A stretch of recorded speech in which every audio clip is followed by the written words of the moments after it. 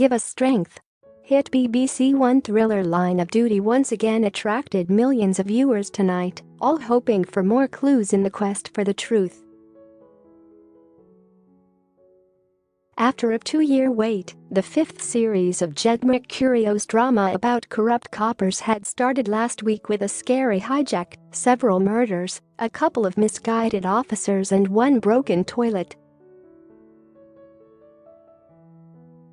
Tonight's action-packed second episode threw up more twists and turns as we learned Maneet was dead, John Corbett might not be all he seems to be, and Hastings could be gang boss H.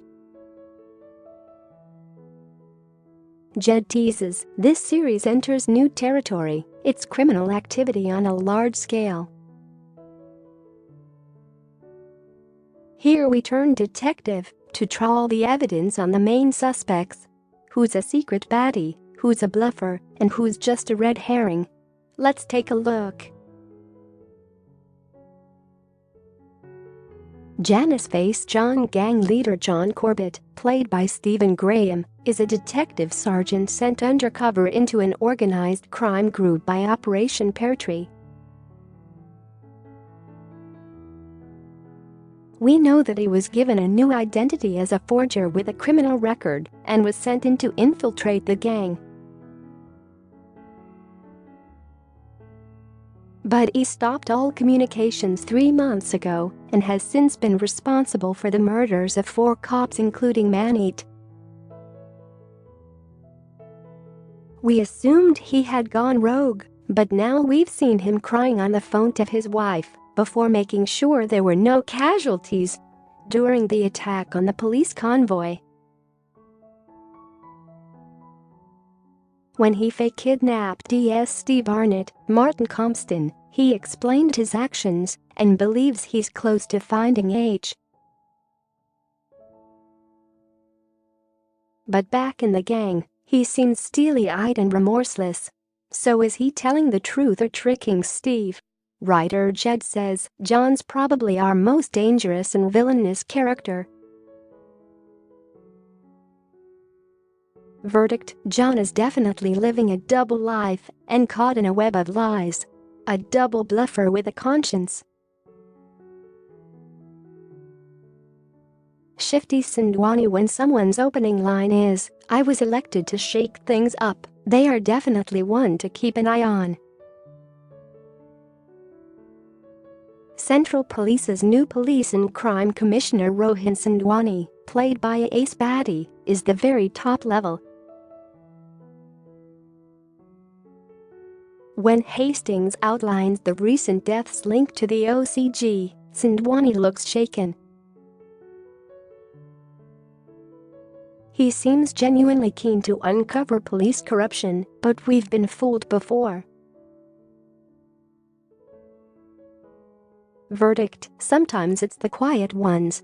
We'll be watching him closely. Ted Mother of God. Hastings If AC-12 boss Superintendent Hastings, played by Adrian Dunbar, turns out to be a bent copper, the ringleader of the whole corrupt operation. Then our whole belief system is shot to shreds. He's been the strong, stable leader, the giver of worthy monologues about weeding out rats. But has the whole thing been one brilliant act? We know the crime boss is called H, but is that too obvious a link? H is in contact with the Organised Crime Group via a laptop instant messaging service. Hastings has a laptop with the same messaging service on it. Clue or red herring? And what's the deal with this Kettle Bell complex investment? Adrian teases there is something going on, and it's not just a red herring. This series does explore Ted's background, the situation with his wife, and something we know: he's not very good with money. Verdict: our hearts say he's a good guy, but our heads are concerned as the evidence stacks up. If he's a baddie, it will be the biggest blow since writer Jed killed off Julia Montague in Bodyguard. Law-breaking Lisa gang member Lisa McQueen, played by Rachenda Sandel, plays a pivotal role in the gang network. We thought she had a conscience when she refused to kill cop Jane Cafferty on the first hijack, but was she just keeping her alive to use for information? Lisa worms her way into Jane's home and blackmails her without wavering. We also know Lisa has done her time and is first on call to H via the messaging service. She's also highly suspicious of John, who she doesn't like. She warns him, "The boys have fallen for this because you've got brains, but you're less than a year in. I've earned my place." Actress Rachenda says she's a lone wolf.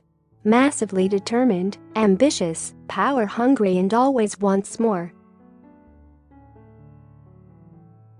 Verdict: cold-hearted, ruthless baddie. Shady Gil Senior Legal Counsel Gil Bigelow, played by Polly Walker, always looks like she knows something we don't. Gil was disappointed when Hastings refused her advances and has always played a key role in previous cases. When Hastings mentions Operation Peartree, Gil raises her eyebrow and at first tries to put a stop to him gaining access. She said, "That's the problem with corruption inquiries, there's always the danger you'll find some." Does she know something we don't? Verdict: she keeps her cards close to her chest, but is hopefully on the right side of the law. The gang from Bite Boy Ryan, Gregory Piper, Wright, the longest-serving member of the Balaclava gang that we know of, to Lee, Alistair Natkiel, who has now been arrested, and the scary Miroslav Tommy May, left. There are plenty of bad guys here. Lee was suspicious of John, while the others seem happy as his henchmen. Verdict: baddies through and through, not a morsel of conscience between them. Not so innocent Jane. In one of Sunday night's biggest twists, it turns out that police officer Jane Cafferty, played by Sian Reese Williams, was duping us all along. She knew all about the hijack, making sure her team were the ones on call, and deciding to stop to help a woman with her fake baby. Married Jane had been blackmailed into helping the OCG with CCTV images of her having an affair. She claims she didn't realize anyone would be killed and now wants to help AC-12. But in a whopping cliffhanger, as she pointed to the image of the person she says recruited her, how will we know if she's telling the truth? Verdict: a bluffer who can't be trusted.